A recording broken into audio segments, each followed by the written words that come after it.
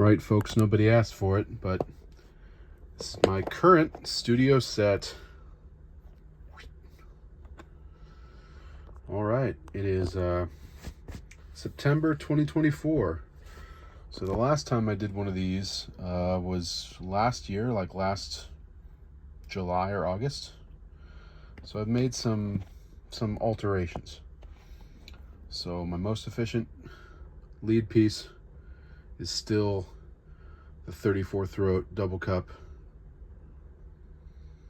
It's got a really soft rim, soft bite, soft outer bite. It's about a 660, maybe even a little bit bigger, maybe like 661, 662 inner diameter. Tight back bore with a thick shank terminus. It's got a Lafrique on there. I always use this Lafrique on most of my setups, so I'll just switch. If I'm using a different mouthpiece, I just pull the Lafrique off and adjust it to the next mouthpiece. But yeah, no one knows who made this. I believe that it is a 1930s or 1940s King prototype. I believe it was made by King, and I don't know who it was made for. I found it in the bottom of a used mouthpiece bin at Nottleman Music on Lee May Ferry. And it was a little rough shape, but when I saw the cup in this double cup and how tight the throat and back bore was, I knew that I had a magic mouthpiece on my hands. So they charged me $5 for this. $5 for a mouthpiece that lets me play triple C's. So that's a win for me. This is the mouthpiece I use when I play The Wizard of Oz. It's the top is the lead model by Venture, and it's their LV2. This is about 655, so it's a little bit on the smaller end for what I like, but I can still play it really well. It's got a nice, very rounded outer edge. The inner edge is, I call it slightly defined. It's still soft, but it's got more bite than my double cup does. And it's a medium shallow V cup. So you can see there's a little bit of a relief. There's a little bit of an undercut in this. I don't usually like undercuts in cups, but this undercut is very, very short, very short undercut, very small amount of undercut. Any longer undercut that's dropped straight down than this one, I hate. But this one for me gives me really, really good articulation. The top really helps my articulation out, having this slightly sharper inner rim. It's not sharp, but it's slightly sharper than my lead mouthpiece. The back bore is a Ken Titmus custom mouthpiece, custom back bore made just for me. The inner geometry is based on his RT1. So you see it's relatively small in there. It's based on his RT1, but I wanted him to make it so it would fit 28 throat tops. So this Venture LV2 is a 28 throat top. So you can see I have written here where I had him inscribed, I had Ken Titmus inscribed RT 2832. So it starts off at 28 and it reverse tapers to a 32. So this is actually just slightly less open, or I should say slightly less tight than my main double cup, but it really helps me out with articulation. And as those of you who know who play pit musicals, whether you're on first or second trumpet, you got to have real nice tight articulation. So it's easy to play and gives me really good articulation, better than my lead mouthpiece. All right, this is my Bob Reeves Zinger. It's a 42 Zinger. So this is the same mouthpiece that Doc used in the 70s. This was his custom Bob Reeves mouthpiece. So it's got a 28 throat. It's got a 28 throat, and it's got a slightly V-cupped, modified S, Bob Reeves S cup. So the cup is just a touch deeper than the stock Bob Reeves 42S cup, and it's a little bit more of a V shape, which is what Doc liked. And And apparently Doc had a modified 692S back bore. So I think the modification is that you can see there's two shapes in here. I think that first taper, that first tighter taper, is narrower, and then it flares out a little bit bigger. So you can clearly see there's two shapes in there. So you guys probably won't believe this, but I use this for my legit and my brass quintet stuff. So it's a little bit deeper than a Reeves S cup. And for me, this works great as a classical mouthpiece. Even though it's got a 28 throat, it's really, really good playing legit. I've used this in many church gigs, religious music gigs, brass quintet. It's plenty dark, especially in comparison with these two. All right, now for my medium mouthpiece, Schilke Chet Baker Star.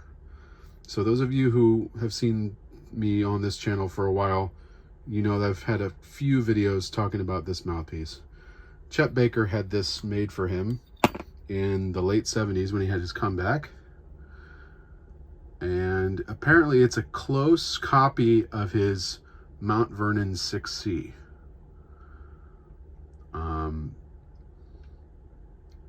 I'm guessing his Mount Vernon 6C was a little bigger than average, because this is almost as big as like a Bach 1.5C. So his 6C was probably larger than most. And the star indicates that when Scott Lasky made this, he did some voodoo with the sides of the cups. He blended the sides in kind of a V-ish shape. So it's definitely like a C cup depth, getting close to a Bach B almost.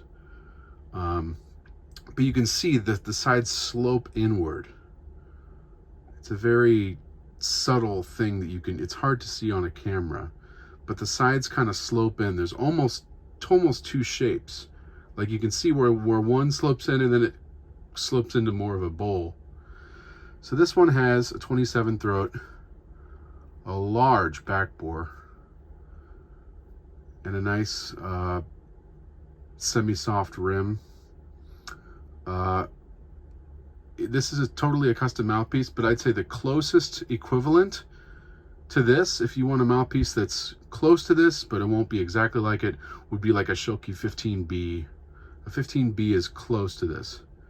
In fact, I think that might have been what where Scott Lasky started. He probably took a 15B and then just modified a few things about it, like maybe made the rim a little softer, gave it a little less, gave it no undercut and a slope that just began immediately, and gave it a really big back bore, because you know Chet likes a rich tone. I didn't say anything, but I have always used a monk sound sleeve on this. You can see monk. I don't know if it's muonk or monk or monkey. I have no idea. But for some reason, I just like this sound sleeve. This little resonant echo chamber on this mouthpiece. I think it turns already a complex tone into an even more complex tone. So I want to get the maximum diffuse dark complexity. So now on to the lower end of the efficiency spectrum. I just got this a couple weeks ago, and it's another custom Schilke. So you'll see I have two Schilkes in my mouthpiece in my studio set now. This Schilke is a 13D. So this is not one of their stock mouthpieces. This was someone's custom idea. So you see it's a rather deep U-shaped cup. Very deep, U-shaped. It's got the stock Schilke 26 throat, which is a little large, but paired with this large back bore and the deep cup, it's kind of balanced. I kind of want to try it with maybe a 27 or a 28, but I think, honestly, I think I like this setup. It really lets me put a lot of air through it, which I don't normally do, but with a mouthpiece that's this deep, with that deep U-shaped cup, it works really well. Now there's a couple things going on here that aren't mentioned on the naming convention. So it's a 13 diameter, so that's about 660, so I like that size. And it's a D cup, which is almost the deepest stock cup that Shoki makes. But it also has an unmarked 3 rim, which is their standard. So in my mind, the Shoki 3 rim, which is this mouthpiece has that 3 rim. It's like Shoki took like a Bach rim and then made it much more comfortable. So it's got a much softer inner and outer bite, and it's maybe just slightly wider, even when taking the bite into account. So I really like this mouthpiece. There really is no equivalent for any other manufacturer that I've seen. It's kind of a really deep B/C Bach cup. It's a Shoki D cup. So the normal mouthpiece, when you look up Shoki 13D, is their 13D4. And the cup on that is just a little different, and the rim is flatter, wider, with a sharper inner and outer bite. So for me, this custom 13D that I found on eBay works much better than the 13D4. So good luck trying to find one of these. You might have to order it custom, because I've only seen one.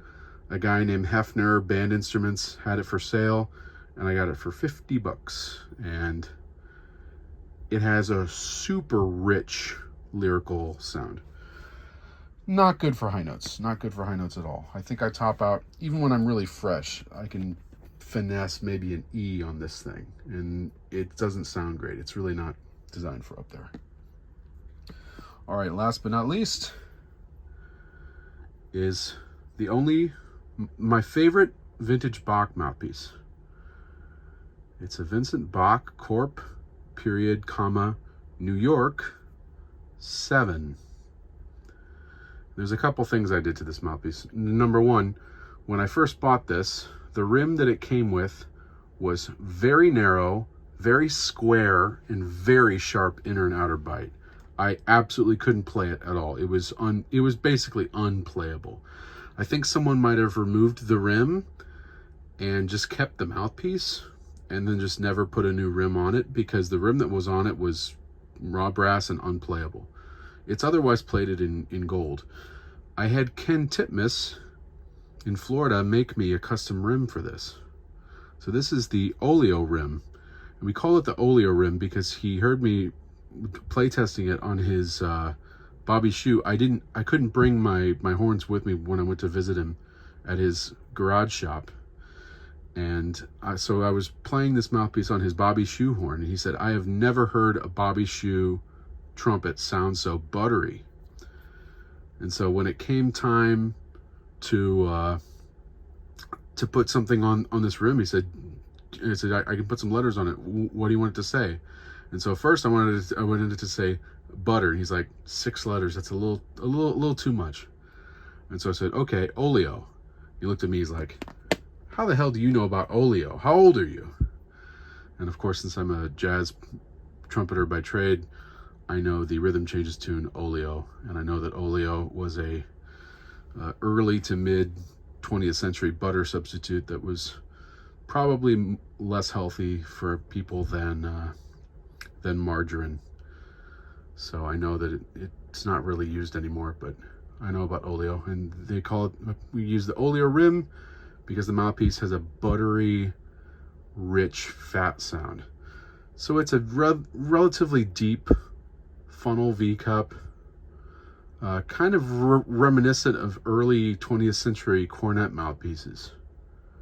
You can see the rim is very soft, very rounded, and a bit wider than a few of my other designs. This helps alleviate if I'm using a little more pressure because it's so deep. It's got a Bach 10 backbore as far as I know. I think it's a Bach 10 from the late 1920s. This is a late 1920s, early Vincent Bach Corporation mouthpiece. I like how the 7 has this cool serif, and it's this big, just plain 7. I think that's really, really cool. It looks cool. This is a little some sort of little spacer that I found on the ground on Wonder of the Seas. I just randomly found it in a hallway. And the moment I looked at it, I said, that could fit on a mouthpiece shank. So I just pushed it onto the shank. And it probably doesn't do anything, but I feel like I have a little piece of my first Royal contract always on this mouthpiece, and it stayed there. It fit perfectly, and it's got a little tiny bit of like a lip. So I like to think that maybe it directs just a almost imperceptible amount of energy back towards my ears from the mid shank of the mouthpiece. I don't know. It's just, I just like doing that stuff, customizing stuff. So that's my studio set. We got the shallow double cup 34 throat, the Venture Ken Titmus Pit Orchestra mouthpiece, my legit setup, which is a Bob Reeves 42 Zinger. We have the Schilke Baker Star with a Monk sound sleeve, a Schilke 13D custom deep cup, and then a Bach New York Corp 7 with the oleo rim. That's my studio set, September 2024.